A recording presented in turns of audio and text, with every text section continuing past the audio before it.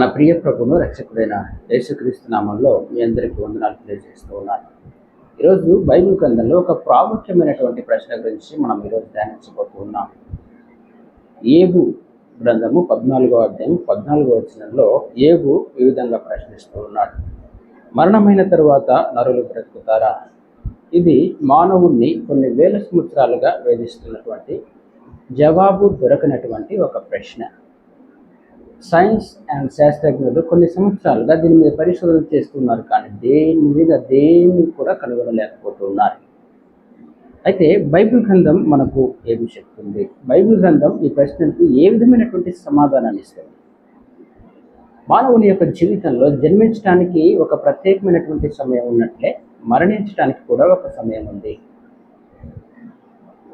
మనిషి జీవితంలో జన్మించడం అనేది ఎంత సంతోషకరమైనదో మరణించడం అనేది అంత విషాదకరమైనది. అది ఆదికాండము 5వ అధ్యాయంలో మనం చూస్తే మన పితరులైనటువంటి వారు ఎన్ని సంవత్సరాలు బ్రతికి 6 కాలాన్ని ముగించారో మనం చూస్తాం.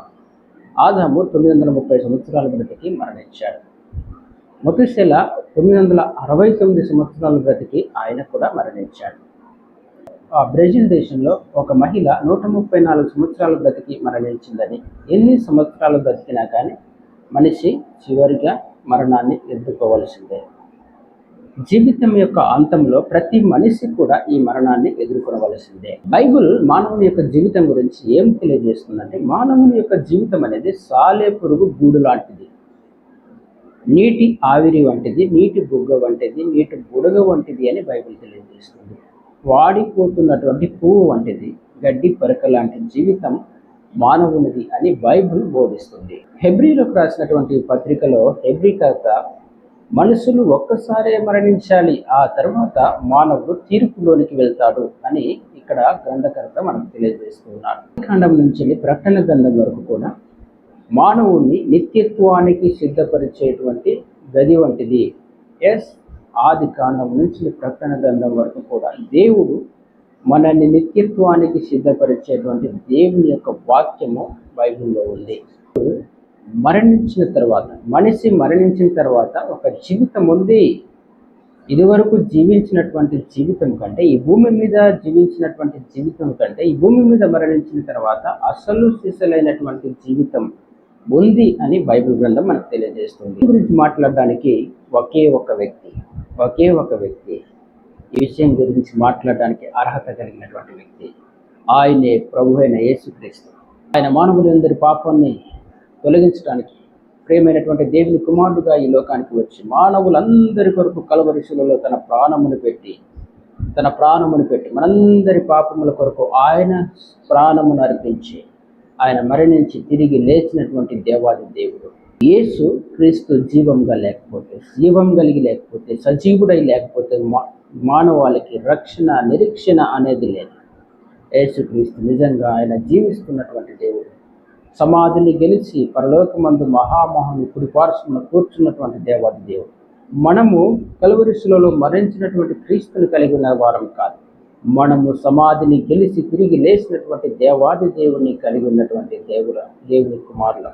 రోమన్ హిస్టరీలో ఎన్నో గొప్ప రుజువులు ఉన్నప్పటికీ యేసుక్రీస్తు యొక్క మరణ పునరుత్థానం మీద అనేకమైనటువంటి రుజువులు ఉన్నట్లుగా మనం చూస్తాం.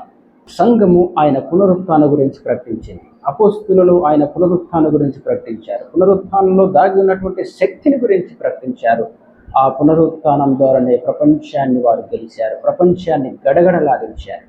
హిజ్కియాతో దేవుడు అంటున్నాడు, నీ ఇల్లుని నువ్వు చక్కబెట్టుకో, నీ ఇంటిని నువ్వు చక్కబెట్టుకో అంటే, నేను కూడా ఏదో ఒక రోజు మరణించవలసిందే.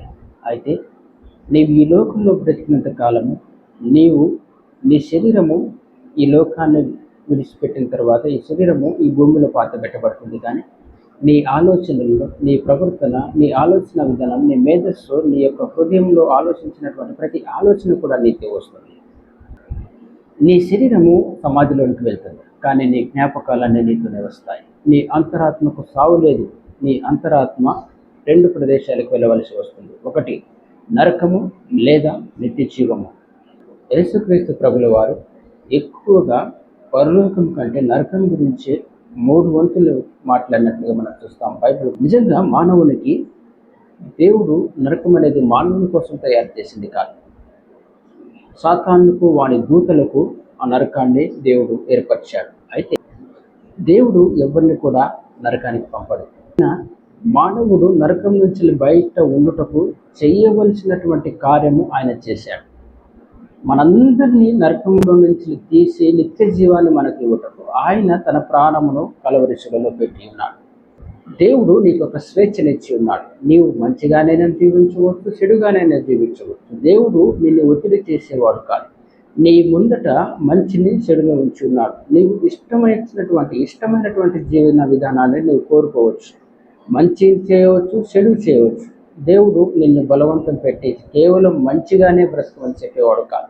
నీవు ఒక రోబోవు కావు. ఎందుకంటే నువ్వు రోబోవలే మీట నొక్కితే రోబో తిరిగి పనిచేసే వ్యక్తివి కావు. నీకంటూ ఒక స్వేచ్ఛ దేవుడు ఇచ్చి ఉన్నాడు.